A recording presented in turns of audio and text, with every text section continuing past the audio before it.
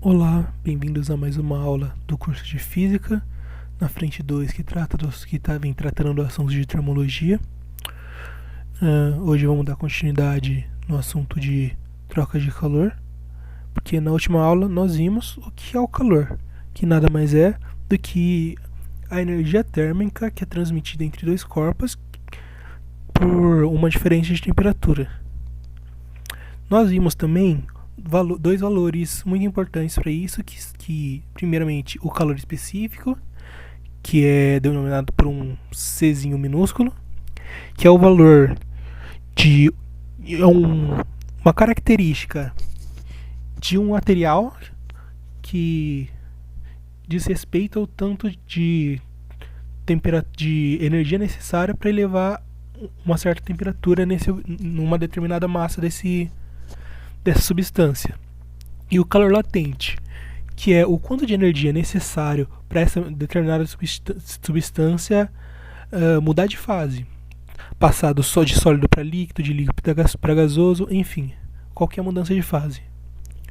Porém, se você pensar nos exemplos que a gente usou na última aula, eles são de sistemas fechados. Hoje nós vamos falar também um pouco de sistemas abertos. E tanto esse negócio de sistema fechado quanto de sistema aberto tem bastante a ver com conservação de energia. Mas agora eu vou dar alguns pulinhos para trás, porque que negócio é esse de sistema aberto e sistema fechado? Qual é a diferença entre eles? O que é um sistema aberto, o que é um sistema fechado? Bom, isso tem muito a ver, neste caso do estudo de calor, com o isolamento térmico do sistema que estamos estudando. Num sistema fechado, nós consideramos um sistema que teoricamente não tem nenhuma perda de calor para o ambiente externo. Você tem os corpos que estão sendo estudados e o calor é trocado apenas entre eles, e eles estão completamente isolados de qualquer perda ou ganho de energia por fatores externos desse sistema. Isso é um sistema fechado, ele está fechado apenas naquilo que está sendo estudado. Porém, nós podemos ter um sistema aberto. O que é um sistema aberto? É que, além de você ter a troca de calor entre o que está sendo estudado, você também tem um calor que oriundo de uma fonte externa, no caso quando entra energia no seu sistema, ou uma perda externa, quando a energia do seu sistema está sendo perdida por algum motivo. Num sistema real, sempre vai ser aberto, porque sempre você vai ter alguma perda de algum tipo, ou alguma energia entrando. Por isso, o sistema fechado ele é mais simples de ser analisado, e em geral a gente se considera um sistema fechado quando as perdas são diminuídas a ponto de tornarem relevantes para um cálculo real. Ou seja, resumindo, o sistema fechado é quando não tem nenhuma troca de calor com o meio externo. O que significa não ter troca de calor com o meio externo? Que o calor que está ali dentro vai continuar ali dentro, ou seja, a energia vai ser constante dentro do sistema. E aí que entra a conservação de energia. Se a energia é constante dentro do sistema, então a energia que alguém está recebendo, alguém está cedendo. Com isso nós podemos dizer que a somatória de todos os calores que foi recebido por algum dos corpos do sistema que estamos estudando foi cedido por outro corpo no sistema.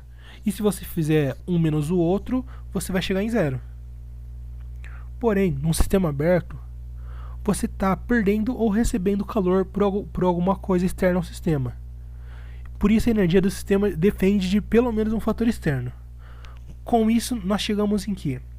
Que a diferença entre o calor cedido e o calor recebido não vai ser zero. Vai ser um delta, que vai ser o delta de calor externo.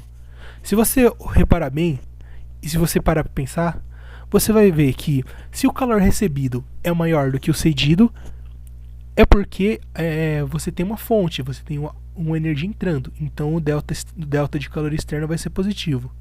Se o calor cedido é maior, então você tem um delta negativo, ou seja, o seu sistema está perdendo energia, ele está perdendo calor. ele está emitindo calor para o meio.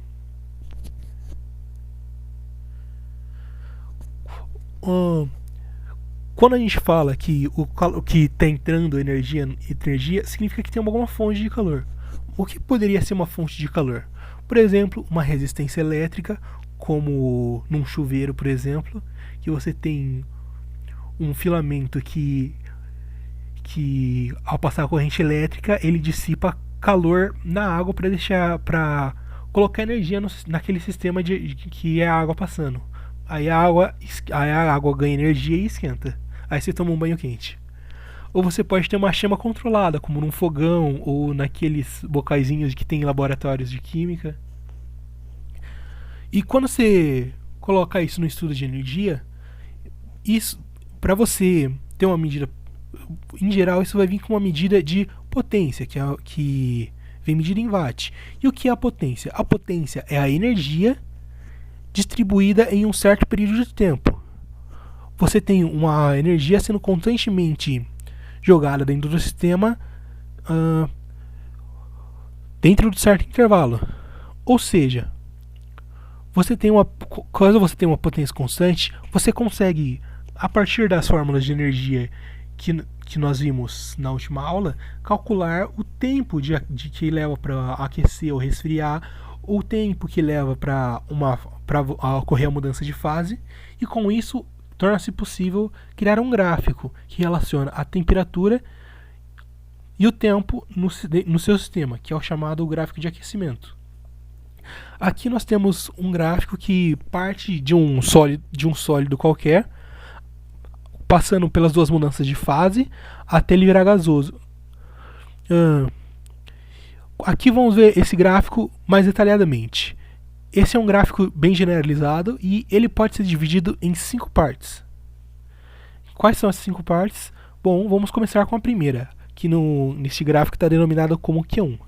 Esse Q1, o corpo está em estado sólido e o calor que vai entrando nesse sistema é calor sensível, ou seja, você considera o coeficiente de calor específico dele.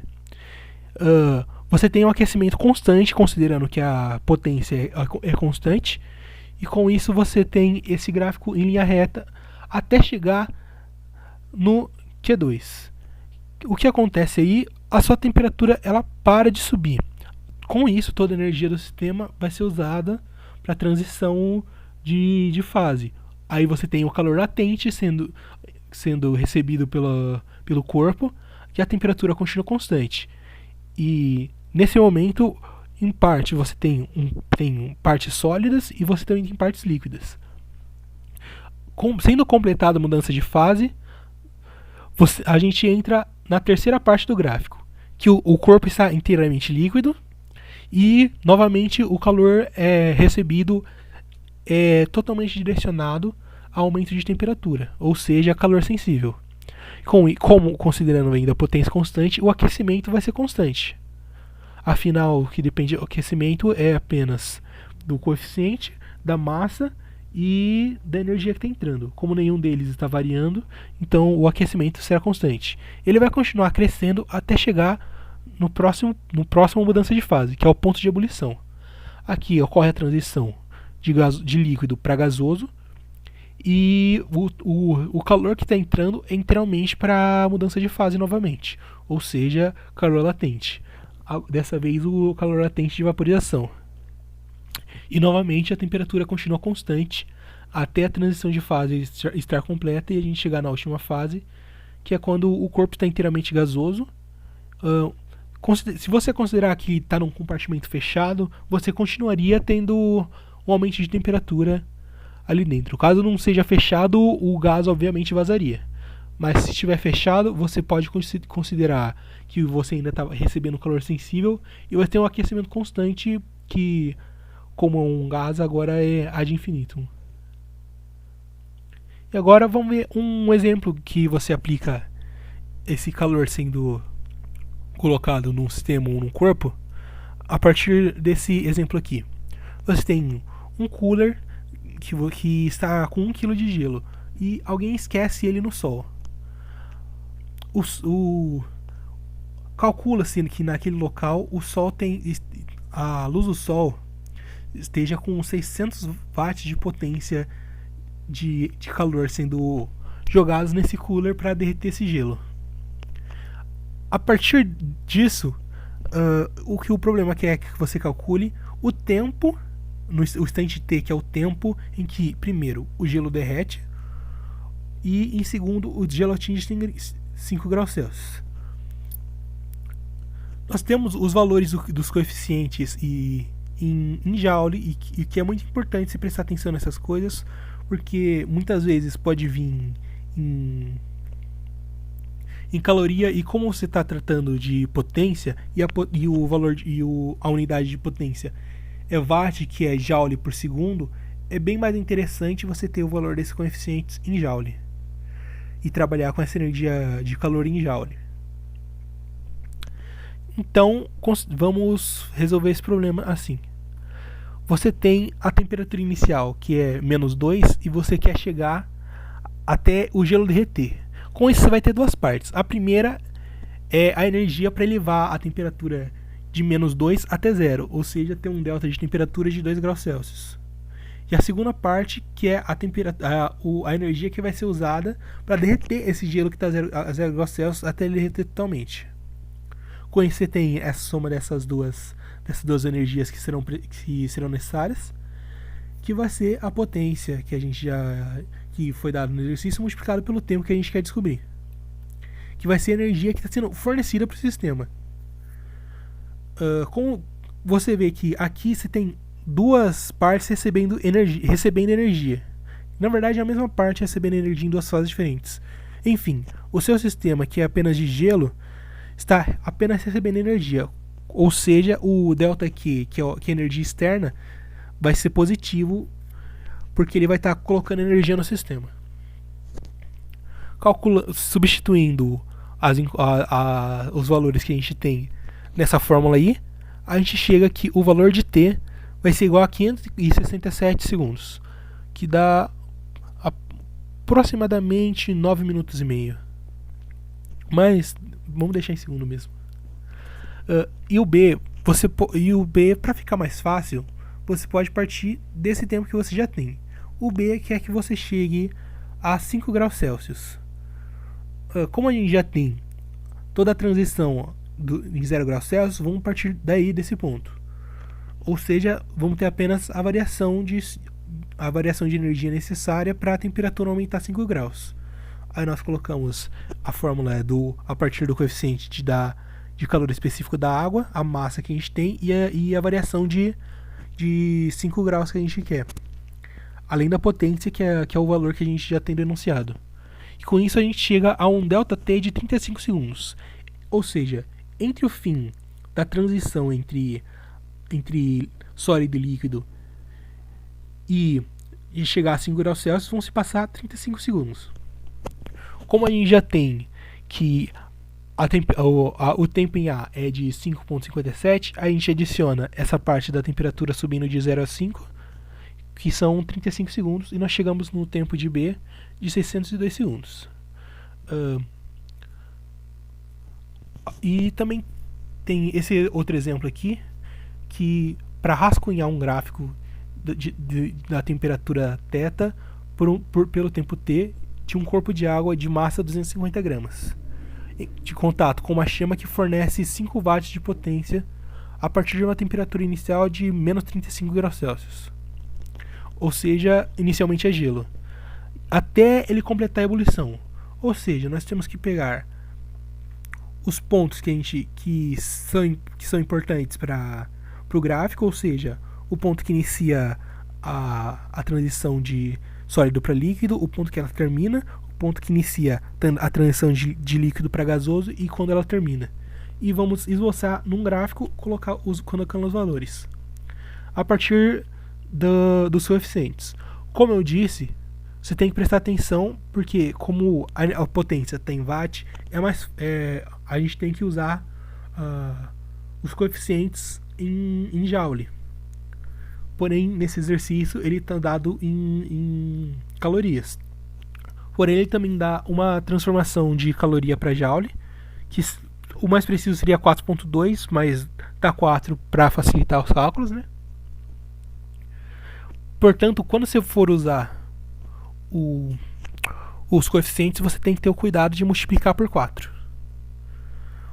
Como a gente viu, a temperatura inicial em T igual a 0 é de menos 35 graus Celsius. E para racionar o gráfico, a gente precisa dos 4 pontos de início e fim das fases, das mudanças de fases. A temperatura 1 a gente faz a partir da elevação da temperatura de menos 35 até chegar a 0, com o calor específico do gelo. Depois a gente usa o calor latente de mudança de fusão da água para calcular o tempo necessário para ter a mudança de fase de sólido para líquido, e a gente adiciona esse tempo para TT2. E depois a gente calcula o tanto de tempo que leva para sair de 0 e elevar até 100 graus Celsius. Isso novamente soma o tempo para a gente ter T3. E depois calcula a energia, o tempo necessário para que essa água a 100 graus Celsius passe totalmente pela mudança de fase e se vaporize totalmente. E novamente soma o tempo para TT4. Com isso a gente já tem os nossos 4 pontos. Aí a gente pode substituir. A gente sabe que a temperatura são menos 35, que é a temperatura inicial, 0 graus Celsius, que é a temperatura de fusão da água, e 100 graus Celsius, que é a temperatura de ebulição. E a gente coloca no gráfico os tempos que a gente calculou para essa massa. E com isso a gente está pronto com o rascunho que o problema pediu. Por hoje é só isso mesmo. Semana que vem eu vou estar lançando a lista de exercícios que a Keren falou que vocês pediram. Eu não vou lançar essa semana porque não tive tempo de fazer um negócio bem feito mesmo, então vou deixar para semana que vem e vai contar todas as aulas que a gente teve até agora de calorimetria nessa lista. Vou mandar a resolução dela também. Até semana que vem e tchau, boa sorte a todos.